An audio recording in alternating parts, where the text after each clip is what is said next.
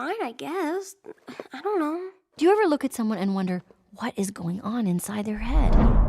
Did you guys pick up on that? Sure did. Something's wrong. We're gonna find out what's happening, but we'll need support. Signal the husband.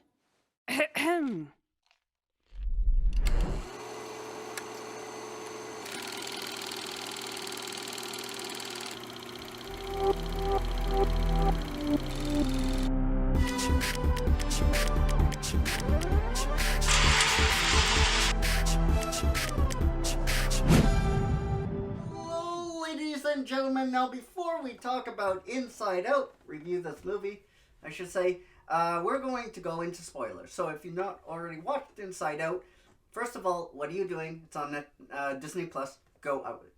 I was gonna say Netflix.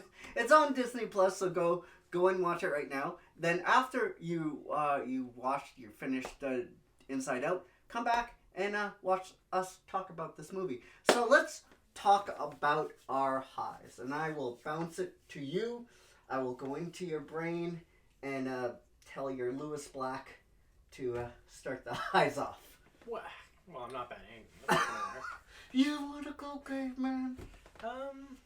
Well, the first thing I'm gonna say is it's a Pixar film. Yeah.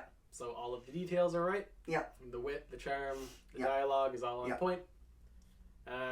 Good choice of actors. Yeah. As you mentioned, Lewis Black really stands Yeah. out. This is really a good role for him. Mm-hmm. And yeah, just in general, that's that Pixar confidence. Yeah. Or competence, rather. Yeah. That we've all come to know and love. Yeah. I will say that I think it was a good move. This is my first hype, by the way. I think it's a good move that they got SNL alums for Riley's emotions. Mm-hmm. Like you said, we got Lewis Black and we got some other voice talents in there from the SNL days, from the good days of SNL. And I thought they brought a lot of life to our main characters' emotions. Mm-hmm. So that would be my first high. Okay. Yeah, I wasn't aware actually that they were all SNL. Yeah. But that's just not something I know about. So. Yeah. All right. Let's see. My second high would be probably the message Mm-hmm. of the movie. Yeah. I liked that it was one of the less obvious kind of messages, like working as a team, importance of family. These are all very kind of like surface messages. Yeah. The idea that sadness is like a mandatory part of healthy life. Yeah. And like positivity can be toxic. Yeah. Is a weirdly timely thing Mm. from a movie for 4 years ago. Mm-hmm. And it's a good message. Yeah, That it is. It is important to feel sad sometimes. Yeah. And so yeah, that was my high. It was just a really nice to see that kind of message being set out. My first high is First. Oh, my second high. I'm sorry. No, it's a tie. Don't Yeah, worry. yeah. My second high. Well, my first high was really expanding on what you were saying with the emotions and stuff like that. So my my high 1.2 would be Disney has done such a great job with remastering all these movies for sound, for visuals. Mm-hmm. If you have a 5.1 surround sound system, if you have a Dolby soundbar, if you have Dolby Atmos, if you have a TV that supports HDR, HD, 4K, it will bring rewatchability to this movie. The sounds are fuller. The crowds when Riley goes into school, you can hear more children in the background. The score it's like I said, the sounds are fuller. You get more sounds. You get just so much more detail. And Disney has really gone, in my opinion, above and beyond with most of these movies when remastering, especially Inside Out. I just thought it's great. So if you have all that kind of stuff, you won't be disappointed. And if you're waiting for the optimal time to watch Inside Out, this is the moment, my friends. So that would, like I said, that's my high 2.1 or 1.2. All right. I don't have a lot of other things for highs just because my highs are so far that everything is good. Yeah. So it's hard to kind of expand on that. Yeah. I will mention on that note, this is the second time I've seen the film. Yeah. I saw it way back when it came out. And yeah, the HD kind of, I got to see some stuff I didn't see before. Because I mentioned details. The way the characters have kind of an indistinct outline, and it's not just fuzzy, there's like a visual effect going on around them to make them more kind of ephemeral. I really like that. Yeah. And yeah, there's a lot of small details that I didn't see the first time around watching the film, and now watching it with like a big TV and, you know, the HD and stuff, it's really nice to see how deep the detail rabbit hole goes. Yeah. My third high would be the job that Lewis Black does with anger. This is his element. It really is this guy's element, and I was so thankful that they used him as little as they could, because when he was featured, it gave that character more of a impact. For instance, when they're all in the kitchen table, and he has that moment, he's like, "You want a gold, man?" Oh my god, I laughed. I probably rewatched that scene half a dozen times. Oh, jeez. Half a dozen times. And I was so thankful that they used them in the right moments. They didn't use them all the time. Because I think if you did that, that character could get tiring. And it would be like, oh my god, when this guy shut up. But they didn't do that. And when he was on screen, it was awesome. So that would be my third and final high.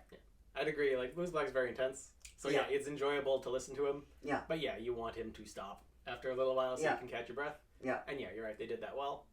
And yeah, I guess for my last high, what I'm going to go with is, on that note, there's basically three groups of people. There's three narratives going on. Yeah. Which is the real world narrative of, you know, rather getting all sad. Yeah. Or rather getting all nihilistic. Yeah. There's the control room section where like fear and anger and disgust are just freaking out. Yeah. And then there's the journey section with joy and sadness. Yeah. And at first, it seems a little concerning to have three completely separate narratives all happening at once. That's rough.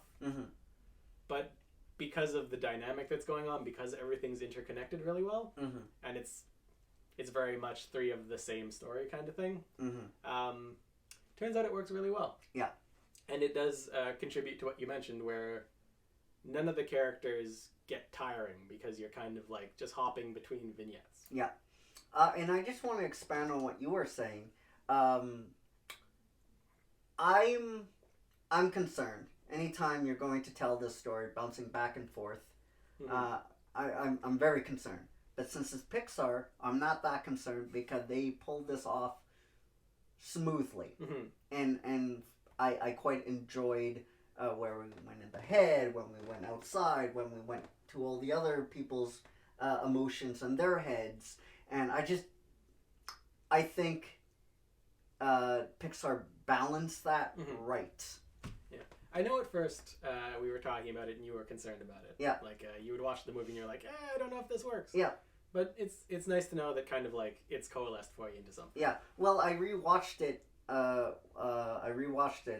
For the purpose of this review, and then I rewatched it again. And every time I watch it, I'm like, you know what? I like this movie more and more and more. Oh, that's good. So, if you're done with your highs, and I'm done with my highs, Caveman, are you? Yes, I am.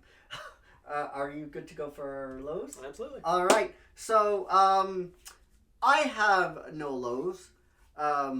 But I want to. I do, but I want to expand on what you're gonna mention on your lows, because I don't think I can put as eloquently as you. Okay. I have two lows. I'm gonna throw them both out at once, because the first one is just a minor nitpick. Okay. Which is that just by nature, all of the emotion characters have very specific things that they have to kind of react, with. By definition, fear can only do one thing in response to a situation. And sometimes when you're hopping through heads and watching emotions, it doesn't really fit. But that's a very minor nitpick. Yeah. Like, there's only so much you can do for that without, like, damaging the story. So I understand why that kind of thing happened. My second thing is a little bigger. My legitimate low is that throughout the movie, Sadness is kind of kicked around, right? The whole point is no one knows why she's here, and Joy is kind of like just go away kind of thing. And it's a very like, she's ignored and picked on and pushed and all that. And then at the end of the movie, the revelation is that no, sadness is good. It lets us move on. It lets us deal with things. And the big moment when sadness gets to take over, she is told to by everyone else. Yeah. And that's not the kind of actualization you want. No. You want her as the character to be like, I got this, and show some like growth and proactivity. Yeah. But it just feels like she's gonna stay under everyone else's foot. And it's like, I don't know if that's like how the ending should have been. I just feel like she really should have been the one to kind of push people away and be like, no, and make things better. Yeah, I'm going to expand on what you said. I do think, for me, that would be my nitpick, that Sadness didn't get her day in the sun, or her day in the fields. And I think she really should have, and for what you mentioned, that to happen is a little anticlimactic. Exactly. Yeah. I just feel like it was a point of growth that, like, it feels weirdly like they kind of missed the point of it. Yeah. So, I don't know. Like I said, that's my only real love. All right. So. All right. What do you do? Moving on. That's if you're we can grade this. We could do my big spiel. All right. Let's see if Inside Out makes the grade. And for me, it absolutely does. This is charming. This is phenomenal what Disney has done to this movie in Disney Plus. I mentioned it recently. If you're waiting for the optimal time to see this movie, and if you have Disney Plus and you have all that good stuff, even if you don't, it's a phenomenal movie. It's a charming movie. For all those reasons and more that I mentioned, I'm giving Inside Out a solid A. Okay. That guy, does this make the grade for you?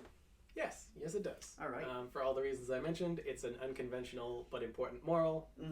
It's a pleasant journey with a bunch of characters you like to be around. There's a lot of creative things happening. There's a lot of cute jokes. There's that friggin' gum commercial. Yeah. Yeah, like, everything about it is really great and really enjoyable to watch. Except for, to me, the ending... But that's me reading it really cynically. Yeah. So, I mean, mileage is going to vary on that one. I just think it could have been more explicitly positive. So, my overall measure is going to be an A-. Ooh. What did you think of Inside Out? I liked it. All right. Not my favorite Pixar movie of the year, but Okay. or of all time. But Okay. Still good. All right. Still What good. would you give it? That being said, yeah, probably an A. Ooh. Because it's very topical. Yeah. Yeah, it's okay to be sad. It's especially nowadays. Yeah. I don't remember when the era of constant positivity showed up. Yeah. I don't know if it was a thing back when Inside Out came out. But like nowadays, it's definitely a thing that's worth remembering. And mental health and all that stuff. Yeah. All right. So we are not done. We are not done. I'm so excited because on Disney Plus right now it's Riley's first date, or Riley's what is it called? Riley's first date? Yeah. Question mark? All right. It's a short that is on Disney Plus, and we're not going to grade it. We're just going to talk about it. Yeah, I just throw out some thoughts because it happens. I mean, it's related, right? And I will I'll let you and then leave the fun stuff to me. Sure thing. Yeah, for me it was pretty lukewarm. I mean, again, it was interesting to revisit the concept. Dad's emotions are entertaining to watch. But overall, it didn't really add much for me. Oh. I was kind of like, it's a story. Yeah. Didn't hate it, like I said. But yeah, I was like, I just kind of drifted through it, and I got to the end. I was like, yeah, well, that's a thing. I thought this was great. I mean, because I was born in the I was born in the AC/DC times, and they had AC/DC, and that's for me. I already was enjoying the short, but that just put it over the top for me. I like the just stare down with the kid, and it's like, oh, let's kick him out, that kind of stuff. Yeah, and it's like, oh, I was in a band. We were in a band. And then it just goes from there. Yeah. And I thought it was great. I thought it was charming, and I thought it was it was worthy of being in the Inside Out world. Pixar does such a great job with these shorts, and did a great job with Inside Out in general. And yeah. I loved it. Yeah. I guess I'll hop back real quick and say I agree that the charm of Inside Out is having characters who are just not talking, and then all of their emotions are talking, and that's the entertaining part. Yeah. And so that is basically what the short is, which means it works out really well. Yeah, right? It just expands the world just a little bit. Yeah. Like I said, for me it was just like 5 minutes of like more of that, and I was okay with it. Yeah. It just didn't like thrill me. I like the Pixar has a knack of putting adult humor in kids and their movies, and I like the ending where there's like fireworks and that kind of stuff, and it's just I laugh all the time when I see that. It's great, and then it's like, that's enough with you. He shoots the guy down. Okay, I'm just gonna work on the table. No. So what did you think of this short? I liked it. It was totally worth it just because it made that fine. All right. So, we're going to wrap up. We're going to wrap up here. We want to know what you thought of Inside Out and inside the short Riley's First Date, Riley/State ? And guys, we will see you all later. Stay with me, ladies and gentlemen, right here on my CTV. Let loose from a goose.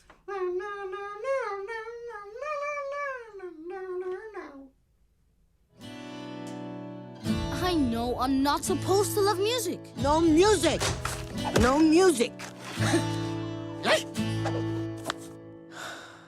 But my great-grandma Coco's father was the great...